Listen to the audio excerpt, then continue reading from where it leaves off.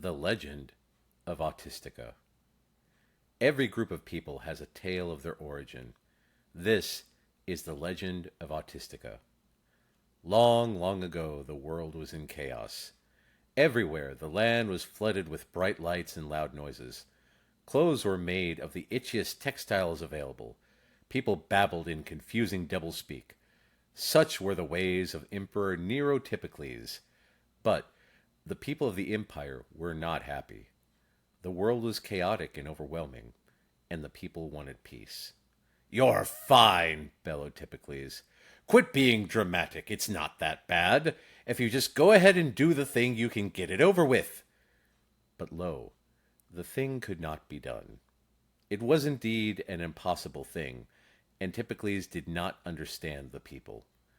Emperor Typicles assembled a council of whichever advisors happened to be available during lunch on a Tuesday. "How can we get the people to do the thing?" he bellowed. "Perhaps, Emperor, we need to push them harder," said one advisor, who once lost a game of checkers to an ordinary potato. "Push them harder? Brilliant," said Typicles. "What is your plan for pushing them harder?" The advisor, who again was as sharp as a bowling ball, for this element cannot be overstated, said, "There are three elements to my plan. First, the plan must be enacted at all times, day and night. There shall be no rest. Second, they shall do exactly as we tell them, for we know better than the people. Finally, the plan must be enacted at all times, day and night. There shall be no rest." "That third step sounds suspiciously like the first step," said Typicles. "The third step is the most important," cried the advisor, a person who once confused a rock and a donut. "My plan is so very simple. The people must always behave. Always." "A simple three-step plan. A, B, A. I do like simplicity," mused Typicles, for the world was complex, and this was simple. A return to simpler times meant a return to simple ruling, and this greatly pleased the emperor. He paid the advisor well, and declared an edict that the empire of Typicles would enact this simple yet remarkably ill-conceived plan. And so the people chafed. Everyone was unhappy, but this displeased Typicles. "Why aren't you smiling? You should smile more." Eventually, Typicles was so displeased that he issued clay masks to be worn at all times. These masks bore the rictus grins of the dead, and every citizen of the empire was expected to wear these heavy smiles in every situation, every single day.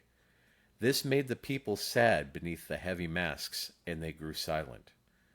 The silence so grated on Emperor Typicles. He demanded an end to the silence, and proclaimed that the people speak every second of every day.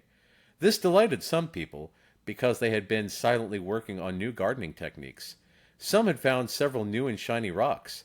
Many had befriended the beasts of the wild and wanted to share images of their furry beast friends. And yet others found delightful books about the myths of the ancient world, and they all wanted to talk about it. "No," blared Typicles. "That is too many details, and I do not understand that of which you speak. Be silent of your gardens and rocks and books. Thou shalt speak only of that which we all know. Speak of the weather, but only in generalities. Speak of sports ball, but again only in generalities. Tell us of the days of the week and which days are currently happening. You shall speak while saying nothing. This is the way of Typicles, and thus shall end the uncomfortable silence forever."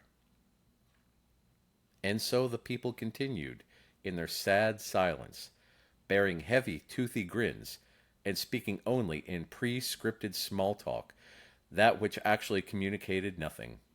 The people became isolated and lonely, and had given up hope that they would ever be freed from the tyranny of Nero Typicles. Then, one day, a warrior appeared. This is where I come into the story. A noble and fearsome creature as ever there was. Gaze upon my regal face, my long and elegant neck, my gnarled and opalescent horns. Oh, wait, I should clarify. I'm a dragon. My name is Thundercore. Good to make your acquaintance. The noble warrior riding on my back is the first human I ever called friend. This warrior carried with them a number of books and rocks and seeds of an untold variety, and was surrounded by a menagerie of the most fearsome yet adorable beasts, many of whom were dragons of my very own clan. This warrior also carried broken shackles, which many believe that the warrior himself once wore. This was Autismix, the leader of the Autistics. When I tell the story of Autismix to humans, the first question I'm often asked is whether Autismix was a boy or a girl. The second question is often whether or not Autismix wore a hat. I must confess, as a dragon, I have difficulty telling the difference between human boys and human girls. I'm sure it came up at some point, but let's just say that Autismix was very much like you. Also, Autismix wore no hat, but instead wore armor forged from dragon scales. As you know, dragon scales are lighter than feather, but stronger than steel. Autismix was gifted the elegant and powerful and very comfortable armor after passing all 7 trials of the dragons, making Autismix the first ever human to do so. It was because of this that Autismix won the eternal respect of the dragons and became my lifelong friend. Aside from befriending a clan of mighty dragons, Autismix also led a legion of librarians and scholars and gardeners and also students of the magics. When Autismix and the Autistics traveled across the vast desert and arrived in the land of Typicles, they took pause. "Why do the people here wear heavy masks?" they asked. "Why do the people speak yet say nothing?" they asked. "Why are the lights so bright, and the noises so loud, and the clothes so itchy, and the food so slimy?" they asked. Each time the Autistics asked these questions, the people of Typicles had no answer. It was simply the way things were done. The longer the Autistics stayed, and the more questions were asked, the more the nation of Typicles questioned whether the way of Typicles was right at all. Gossip soon spread back to the palace and into the ear of Typicles. Typicles was enraged. He gathered his heaviest and loudest and itchiest armor and assembled his guards and set off to confront Autismix and the Autistics. When Neurotypicles finally met with us, he appeared very angry. I'm not good at reading human facial expressions, but he was very loud and he said a lot of angry things, complained that we are in violation of several policies, and wanted us to acknowledge his position of authority. "And another thing," he shouted, "get off that tall dolphin so that you're shorter than me, so I can yell at you better." I must confess, people like Neurotypicles very rarely see us dragons for who we are. I've been mistaken for a horse. I've been mistaken for a llama, and I've been mistaken for a very large dog. Being mistaken for a dolphin was new for me. It was for reasons such as this that dragons often consider humans to be little more than angry yet delicious nuggets.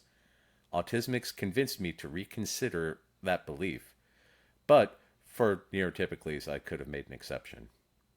Ever the peacemaker, Autismix introduced himself, introduced me, introduced several humans, introduced several dragons, and even introduced a dog or two. Autismix then asked a number of questions about why Neurotypicles people seemed so unhappy, and why they were engaged in such difficult yet pointless work. "Ask not these questions," Typicles demanded of Autismix. "They serve no purpose. They distract from the toiling of the people. If they continue doing as they do, they will become used to it. This is what is normal. They need to wear their masks and speak about comfortable things and always behave, always. And also, take off that strange armor. I don't know what it is made from, and this makes me very uncomfortable." "If your comfort is determined by defining me, that is your own burden," said Autismix. "I have spent much time among your people. The people say that you do not value them, but you value their work instead. The people say that you do not read books, or listen to experts, or entertain complex ideas. The people say that you force them to do impossible things, but do not understand why they are impossible for the people." "You use strange words," said Typicles. "Can you put your ideas in a simpler format, one that could be chanted easily or perhaps painted on the bumper of a chariot?" Autismix sighed. "The world is complex, and therefore thought is complex. In order to understand the world, people need to understand the strength to wield the complexity. The strength of the people is stripped away by these masks, and these impossible tasks, and this behaving. I will teach your people to refocus their strength where it is most needed, We shall plan and schedule and reduce the number of steps and tasks, and never again wear a heavy mask. Such is the way of our people. The people of Autistica cheered. The dragons of Autistica cheered. Several other animals barked and meowed and hooted in support. The people who wore the masks were silent, for this is all they had ever known. The masked child asked, "You mean we don't have to wear these things?" Autismics shook their head. The children began to take off the heavy masks and dash them upon the ground, shattering them. The parents, initially shocked by such a sight, then began to also take off their masks and shatter them. This continued until the citizens were all maskless, and for the first time in ages, they were genuinely happy. "You cannot take my people!" shouted Typicles. "We shall go to war!" Autismic smiled. "There is only a war when two groups decide to fight. I see only one group here, and it seems they are not interested in fighting." And so the Emperor Typicles was asked to relocate from his palace, which was turned into a museum, a library, a park to walk with dragons and other beasts, and even a community garden, for the palace was large and provided enough space for everyone. Emperor Typicles found a very comfortable life doing color commentary on Sports Ball, where he spoke nonstop as he stated the obvious, and no one really cared. The land of Neurotypicles was renamed Autistica. The Autistics were proud of their land, proud of their knowledge, and proud of their heritage. They were gracious and invited new Autistics to live among them. They continued to seek out new things to learn and work smarter, not harder. They used this newfound energy to educate others, to brighten the world with works of art, and to spread autistic awareness of the world around them. The autistic people welcome new members to the autistic world, and welcome those descendants of the subjects of Neurotypicles who want to join them in the autistic life. In case you're wondering, the person who designed the ABA system was bitten by a goat, then fell into a well after eating a large amount of monkey poop. For, once again, this person understood so very little of the world. I spent many, many, many years traveling the world with Autismics, seeking out more Autistics. We would periodically return to Autistica with the new autistic people that were liberated from other kingdoms, much like those of the former empire of Typicles.